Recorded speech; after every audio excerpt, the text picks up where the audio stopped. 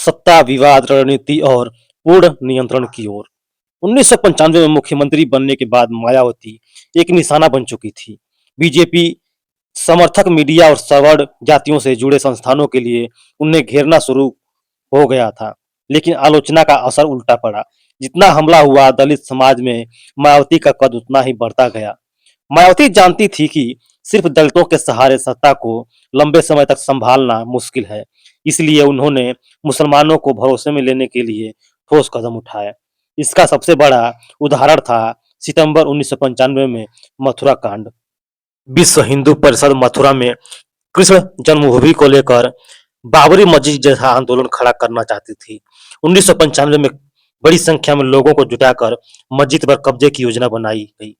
मायावती ने साफ कह दिया, यह दोहराया नहीं जाएगा। उन्होंने विश्व हिंदू परिषद को पीछे हटने पर मजबूर कर दिया और कार्यक्रम स्थल को विवादित क्षेत्र से 3 किलोमीटर दूर शिफ्ट कराया। यह फैसला प्रशासनिक दृढ़ता का उदाहरण बना। मुसलमानों में संदेश गया कि मायावती दबाव में झुकने वाली नेता नहीं है।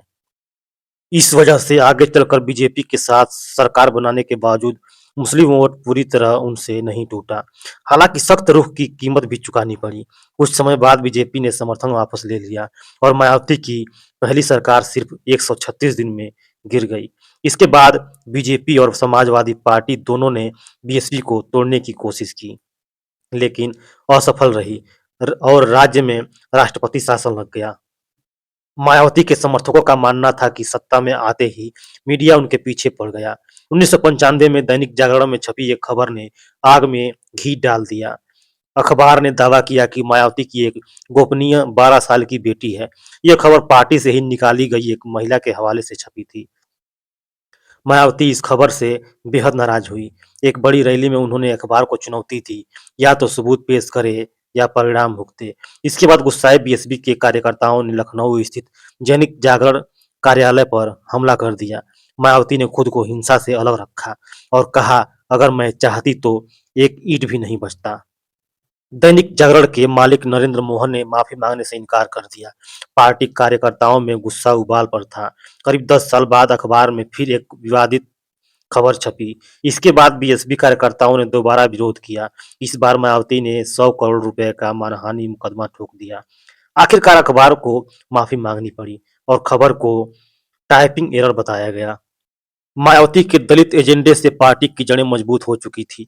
1996 लोकसभा चुनाव में बीएसपी ने उत्तर प्रदेश में 6 सीटें जीती और 20% से ज्यादा वोट हासिल किए। 10 साल पहले जहां पार्टी को सिर्फ 1.4% वोट मिले थे, वहां यह बड़ी छलांग थी। मध्य प्रदेश और पंजाब में भी सीटें मिली।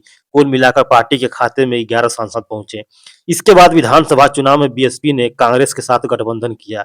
नतीजे खास नहीं बदले। 67 सीटें फिर से मिली। मायावती और कांशीराम को समझ आ गया कि सिर्फ दलित वोट से सत्ता नहीं मिलेगी, वोट बैंक बढ़ाना जरूरी था। 1997 में बीजेपी के साथ समझौते के तहत सत्ता साझा करने का फार्मूला बना। पहले 6 महीने मायावती और फिर बीजेपी का मुख्यमंत्री। 20 मार्च 1997 को मायावती दूसरी बार मुख्यमंत्री बनी। इस कार्यकाल में उन्होंने और आक्रामक तरीके से दलित एजेंडा आगे बढ़ाया। करीब 15,000 अंबेडकर प्रतिमाएं, दलितों को जमीन के पट्टे, एससी/एसटी एक्ट सख्ती से लागू किए, केस लड़ने के लिए 6,000 की सहायता। इससे मायावती दलित समाज में मसीहा बन गई और 6 महीने बाद मायावती ने मुख्यमंत्री पद छोड़ा और कल्याण सिंह सीएम बने। लेकिन जब एससी/एसटी एक्ट को कमजोर किया गया और आर्थिक सहायता रोकी गई, तो बीएसपी ने समर्थन वापस ले लिया। मायावती और कांशीराम को लगा कि सरकार गिर जाएगी, लेकिन बीजेपी ने विधायकों को खरीद कर सरकार बचा ली। बीएसपी के कई विधायक टूट गए। यह मायावती के लिए बड़ा झटका था। 1999 में अटल बिहारी वाजपेयी की सरकार एक वोट से गिर गई। बीएसपी के 5 सांसद निर्णायक थे। मायावती ने पहले भरोसा दिलाया, लेकिन मतदान में सरकार के खिलाफ वोट कर दिया। बाद में उन्होंने कहा, यह बीजेपी द्वारा बीएसपी को तोड़ने की कोशिश का बदला था।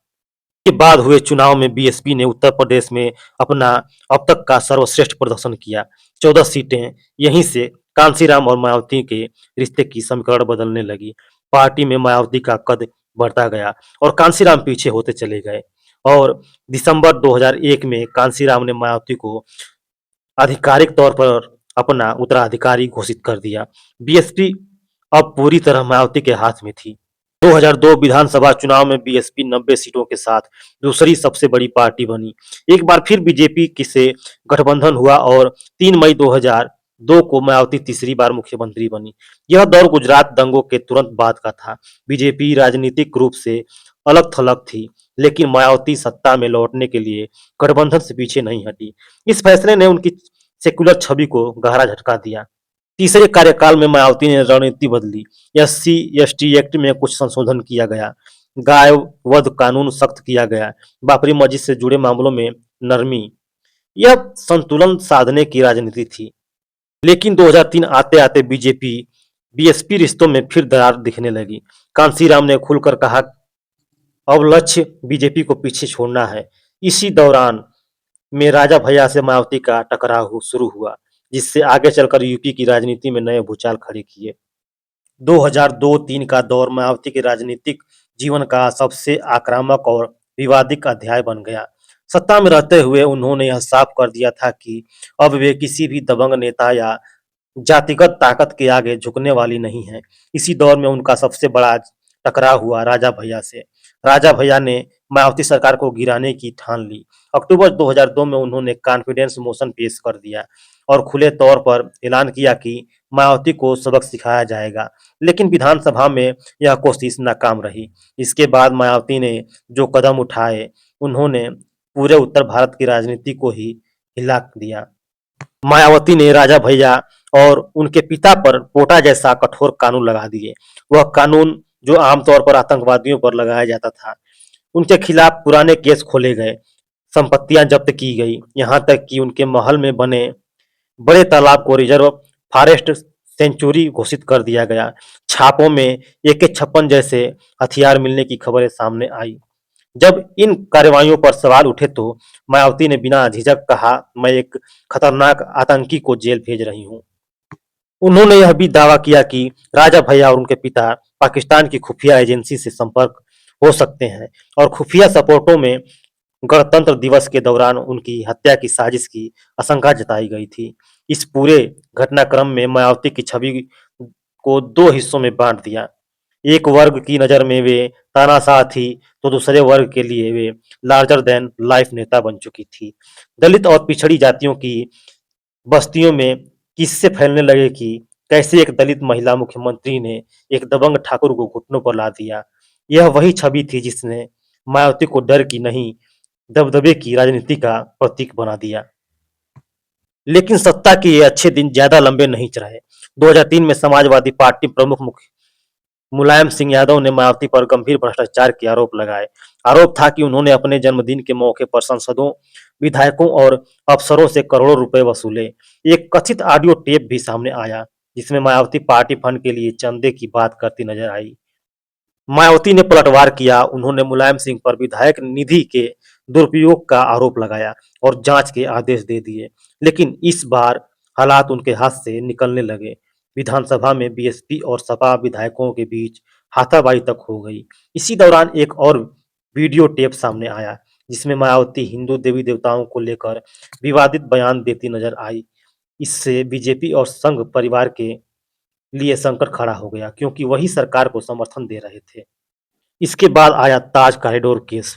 जून 2003 में खबर छपी कि यमुना किनारे अवैध ताज कॉरिडोर परियोजना में करोड़ों का घोटाला हुआ है। सुप्रीम कोर्ट ने सीबीआई जांच के आदेश दिए। मायावती को लगा कि उनके खिलाफ बड़ी साजिश रची जा रही है। शिकंजा कसता देख मायावती ने अचानक ऐसा फैसला लिया जिससे हर कोई चौंक गया। उन्होंने खुद अपनी सरकार गिरा दी। उनका मानना था कि बीजेपी 2004 लोकसभा चुनाव के दबाव में उनके साथ फिर समझौता करेगी, लेकिन यह उनकी सबसे बड़ी राजनीतिक भूल साबित हुई। बीजेपी ने पलटवार करते हुए समाजवादी पार्टी को समर्थन दे दिया और मुलायम सिंह यादव मुख्यमंत्री बन गए। इसके बाद मायावती पूरी तरह अकेली पड़ गई। बीएसपी के विधायक टूटने लगे, राजा भैया जेल से बाहर आ गए और मायावती को अपनी जान का खतरा महसूस होने लगा। उन्होंने विधानसभा से इस्तीफा दे दिया और कड़ी सुरक्षा में रहने लगी। सीबीआई ने उनके घरों पर छापे मारे।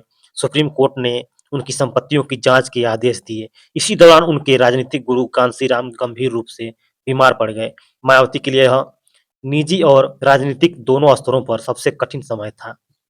इस अंधेरे के दौर में मायावती ने नई राजनीतिक दिशा पकड़ी। उन्होंने अटल बिहारी वाजपेयी पर सीधा हमला बोला और साथ ही कांग्रेस अध्यक्ष सोनिया गांधी से रिश्ते मजबूत किए। धीरे-धीरे यह साफ हो गया कि मायावती अब बीजेपी को अपना मुख्य दुश्मन बना चुकी थी। 2004 में यूपीए सरकार बनी। बीएसपी ने बाहर से समर्थन का संकेत दिया लेकिन सरकार में शामिल नहीं हुई। इसी दौरान ताज कॉरिडोर केस की धारा भी कमजोर पड़ती चली गई। अब मायावती की नजर थी 2007 विधानसभा चुनाव पर। सोशल इंजीनियरिंग का मास्टर स्ट्रोक, यहाँ से मायावती की राजनीतिक का सबसे बड़ा प्रयोग शुरू हुआ। दलित प्लस ब्राह्मण सोशल इंजीनियरिंग, इस रणनीति के सूत्रधार बने सतीश मिश्रा। उन्होंने मायावती को समझाया कि ब्राह्मण इस समय राजनीतिक रूप से असुरक्षित हैं और उन्हें साथ लाया जा सकता है। मायावती मान गई। पूरे उत्तर प्रदेश में ब्राह्मण सम्मेलन हुए। ऐतिहासिक दृश्य देखने को मिले। तिलकधारी ब्राह्मण नेता मंच पर मायावती के पैर छूते नजर आए। नारा दिया गया, हाथी नहीं गणेश है, ब्रह्मा विष्णु महेश है। यह दाव काम कर गया। दलितों ने इसे कमजोरी नहीं बल्कि ताकत की राजनीति माना। इसी बीच 2006 में कांशीराम का निधन हो गया। मायावती ने अपने गुरु को खो दिया लेकिन उनके सपने को नहीं। 2007 के विधानसभा चुनाव में इतिहास रच गया। बहुजन समाज पार्टी ने 206 सीटें जीतकर पूर्ण बहुमत हासिल किया। यह पहली बार था जब बीएसपी अपने दम पर सत्ता में आई। मायावती ने वह कर दिखाया जिसका सपना कांशीराम ने देखा था, दलितों को सत्ता के केंद्र में बैठाना। संघर्ष, विवाद, हार और अकेलेपन के बाद मायावती आखिरकार उत्तर प्रदेश की निर्विवाद सत्ता के शिखर पर पहुंच चुकी थी। दोस्तों, मायावती जी के संघर्ष की कहानी यहीं खत्म नहीं हुई। अगले भाग में सुनिए मायावती जी के प्रधानमंत्री बनने के सपने और सत्ता से दूरी की कहानी। वीडियो पसंद आई हो तो वीडियो को लाइक करें और चैनल को सब्सक्राइब करें। साथ ही इसी तरह की जानकारी भरी वीडियो के लिए घंटी वाले बटन को दबाएं। धन्यवाद।